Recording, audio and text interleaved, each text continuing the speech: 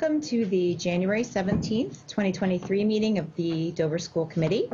My name is Sarah Gutierrez Dunn, and I call this meeting to order at 5:33 p.m. We are pleased to hold this open meeting at Dover Sherburne Middle School this evening, and we are live streaming, and we have a Zoom link open as well.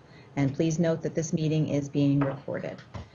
First on our agenda this evening is community comments, and we have provided a Zoom link for those who wish to make a comment, but for whom it is not possible or preferred to attend in person this evening.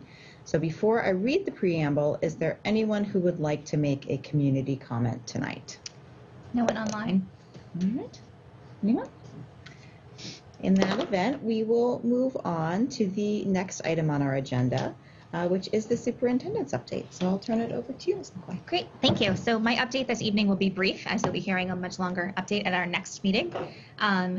Just a few things to touch upon. Thank you to our members of the negotiation team, which are Liz and Jeff. We have started meeting with the Dover Sherburne Education Association, and we won't go into details, but the process is underway.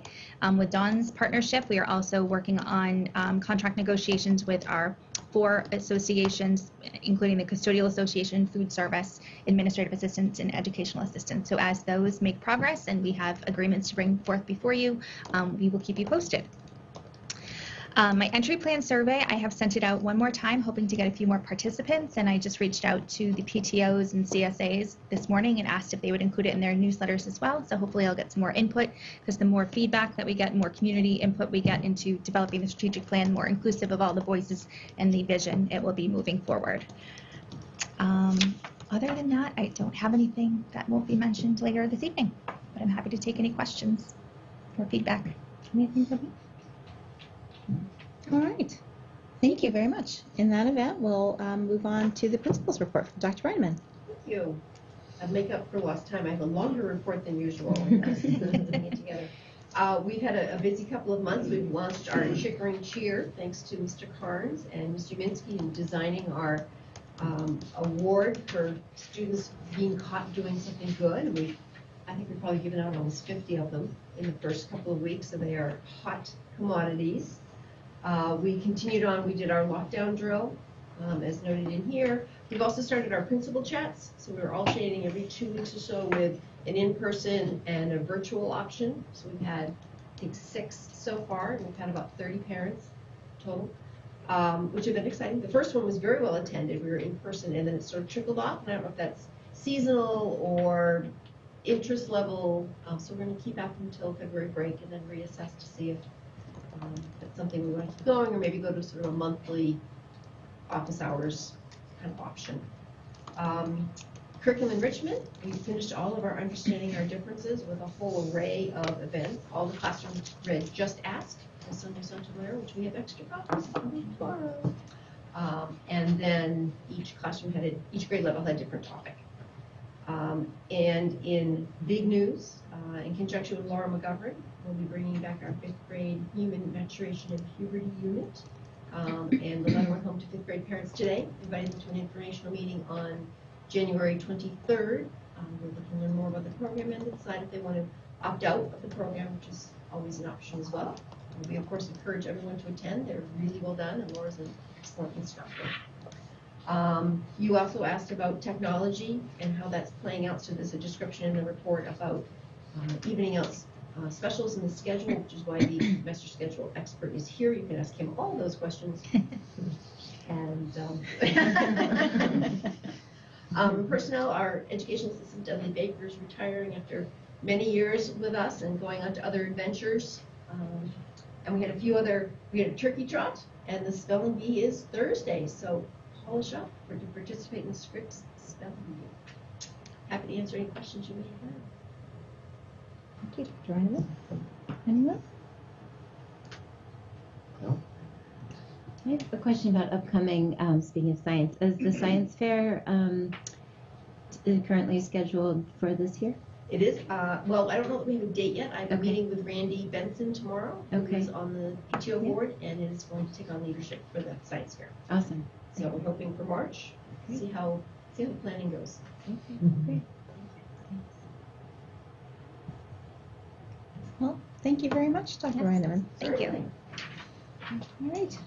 That brings us to the warrant report. So you actually have a pretty updated warrant report through Thursday, and I'm sure Liz gets an email every once in a while from Town Hall to go sign the warrant, so thank you for doing that. Yeah. If there's ever any questions, just let us know, or Liz is actually it's always fun to go with someone if you've never signed and walk through when Liz does it, and she can sort of show you the ropes.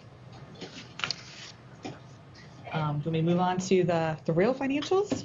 Please. So luckily, as you can see, there's not a lot of bold. Our newest information since we last met in November is around out of district and finalizing circuit breaker. So we are continuing to see some fluctuations in both placements and placement cost, because an IEP can change anytime during the year, and sometimes it adds services. So we are our negative variance did increase a little bit since your November, I'm already jumping ahead, since your November report, so we're approximately 150,000 over budget right now. Circuit breaker, though, was finalized, and the good news on that is that Dover is receiving $1.1 million. 940 of that is tuition cost, and new and exciting is $211,000 in transportation cost. That used to be something that we paid full 100% out of the town's budget. So they are meeting what was in the Student Opportunity Act, where it was supposed to be phased in over 4 years. They actually accelerated that last year. And for fiscal year 22 reimbursement, which is based on our fiscal year 23 reimbursement based on our fiscal year 22 cost, we are getting 75% of eligible transportation cost. So both mandates were fully funded. Will that happen going forward? We don't know. I think what this will mean, though, is that going forward, your tuition reimbursement will always be 75, and it's going to be transportation that may fluctuate. But for at least this fiscal year, it worked out, and I'm happy to see that we're getting $211,000 back in transportation.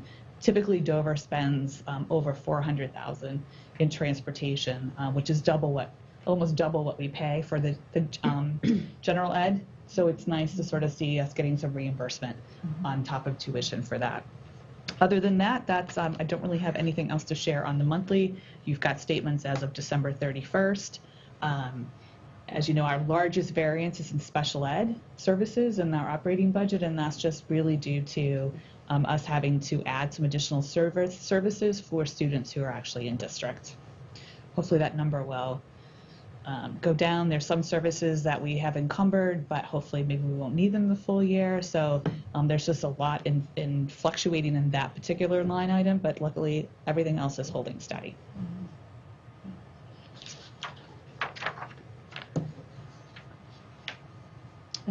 Questions? So the fiscal year 24 budget. So we don't really have anything new since we presented your version 1 in November. As you know, we've got a couple of things in the works, both with the special education audit that's happening, some other things that we're working on. So it probably will be, we'll do a little pre-meeting in March before your open budget hearing, just like we did last year. I will present any changes to the budget. We'll adjust out of district based on the placements as of March, so that if we need to tweak one way or the other, we'll take care of that. And by chance we have any contracts settled, we might be able to do something around that. But other than that, this is one of those years where we've added so much staff over the last couple of years with all of our interventionists and the additional sections that we needed, that we're sort of just now operating and trying to perfect what we do. So I don't think we're going to anticipate a lot of changes in just additions, but hopefully we'll have some tweaks and some additions, or actually shrinking a little bit about a district if we can. So if you think of anything that's on your mind about the budget, just feel free to reach out to Sarah and we can continue to look at it. I will say oil was something that, just because we are, that is our energy use for heat. As you know, I said in the budget that when the operating statement that the fixed price when we went out for bid was $4.14, and we did not. do the fixed bid, we were on a floating, and our first delivery was like 3:30. So that was the best decision. As you know, oil actually has been fluctuating too. So we'll see where we land for fiscal year 24 when we do the bid. It's usually in May. But at least that was good news to see a number below $4 on our first delivery. So, questions? Actually, have we seen less energy use since it's been oddly warm? I would say we are still tweaking some issues over there with our EMS system and some actuators that we need to replace. So we're probably not seeing the energy savings that we hope to in the future. There are some as you know, the heat loop goes all the way down, and there are some valves that are staying open, which is causing some classrooms to get overheated. So we're closing those off and coming up with some alternative. All those parts have been ordered, but anything that has any metal in it from a supply chain standpoint is taking forever for us to get. So they've been on order for months now, so we're hoping they're close to being in, and then we probably will have the crew come in on a Saturday because they actually need to be in the classrooms and they need to shut everything down. But we've already approved for them to do weekend work if they can just get us the parts. So then hopefully we would have some energy savings, but right now it's a little going wild because of some, the building's 21 years old, so it's starting to have little pieces that just don't operate as effectively as we want, but we're on top of it and we'll get it rectified, and then we'll see lower costs for our oil, hopefully. Dawn, in a typical cycle where we are negotiating contracts, would the timeline have us usually kind of reach a final agreement before the budget is due, or not necessarily? Not necessarily. Okay. And so we budget based on our best assumptions. Right. And then at that point, that's where you just sort of have to make it work once you approve. And so if we are, I don't think we're going to have contracts for you on all 5 by March 9th. And so what typically happens when the contracts that are presented to you for approval, we'll tell you what the cost impact is of that, and then we have to figure out how we can make it work in the budget.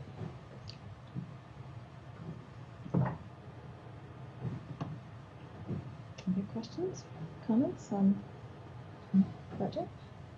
All right, so more discussion to come there. More discussion to come. I do think that we, Sarah and Beth and I will be joining, I think, Dover Warrant next Wednesday night, where I'm still waiting for them to confirm, just to discuss your budget with the whole warrant committee. So we'll present the budget that you saw in November. I don't think that there were any big discussion items necessarily in your guys' budget, so it should be just more informational for Dover Warrant. And then, like I said, your March meeting will open with any updates. So I probably will present version 2.0. Then we will convene or close that meeting and open up your open hearing for the budget for the public, and then close that, and then you'll approve your final budget at that meeting. Okay. Very good. All right, well, thank you, Dawn. You're welcome. Thank you. All right, that brings us to the consent agenda, which consists of 3 things. Our school committee meeting minutes from November 22nd, the submission to the Dover Town Report from the Dover School Committee, and preschool tuition notes. Well, it should say rates, actually. Preschool tuition rates You'll have for that, yeah. FY24. Is there any discussion on any of those before we take a motion? Just a quick, the rate increase is just like standard for the preschool is 2.5%. We did 2.5%. I think we only did 1% last year because we were just coming sort of out of the pandemic. But we did look at area tuition or area public schools. But I always think that the other good rates to look at are our in-town preschool programs. So I did take a peek of the in-town preschool, and we were in the ballpark. Yeah, this is full day for anyone who tuitioned into our preschool, so that's only an option to go full day, 3-day or 5-day. questions, comments? All right. I had one quick note on the minutes, and that was just, I think the reference to the day at Chickering was probably less applicable to the update that you gave, Beth, and probably more intended for Dr. Reinemann's update. So maybe we just remove the reference to the update on the recent day at Chickering under superintendent report and insert that under the principal's report. Yep, sure. Other than that, I didn't have any other changes to suggest. So, all right. So, is there a motion to approve the consent agenda with revisions as discussed? Colleen Wright, so moved. Thanks, Colleen. A second. Cassidy, second. Any discussion? All right. All in favor? All right. The motion passes unanimously. We also have, under communications for members' information, the Regional School Committee meeting minutes from November 8th, which brings us to the next to last item on our agenda, which is any items that school committee members would like to discuss for our next meeting, which is actually not until March 9th, which is also a Thursday. I just wanted to make sure everybody is aware it's Thursday, March 9th. And the reason why it's a Thursday, just say the backstory, is that that following Monday night is the town open hearing. So you need to have your budget approved prior to. So if we met on the second Tuesday night, you're out of line. So it's historically always been on that Thursday night. I am hoping that we will also get a Metro West adolescent survey results report. I think it is very much applicable to the work we're doing in the Dover School Committee, since these become our middle school or adolescents. And I was on a call with, with our leaders in this area, and it definitely feels like it's applicable to our population. And I would love to hear their results. We can ask them to join us possibly. This one, next meeting or future one. Did they already come to the PTO, yeah. PTO? Ellen Shagnon and Laura McGovern presented to the PTO last week. I think they were for me. It was good. It was really good presentation. I think it's helpful for Yeah. parents to see what's kind of Ahead. Yep. Mm-hmm. Absolutely. Yeah. Thank you, Colleen. Anything else? All right. In that event, we have concluded our agenda, and is there a motion to adjourn? Ms. Breslin, so moved. Second? Cassidy, second. All right, all in favor? All right, we are adjourned at 5:51 p.m. Wow.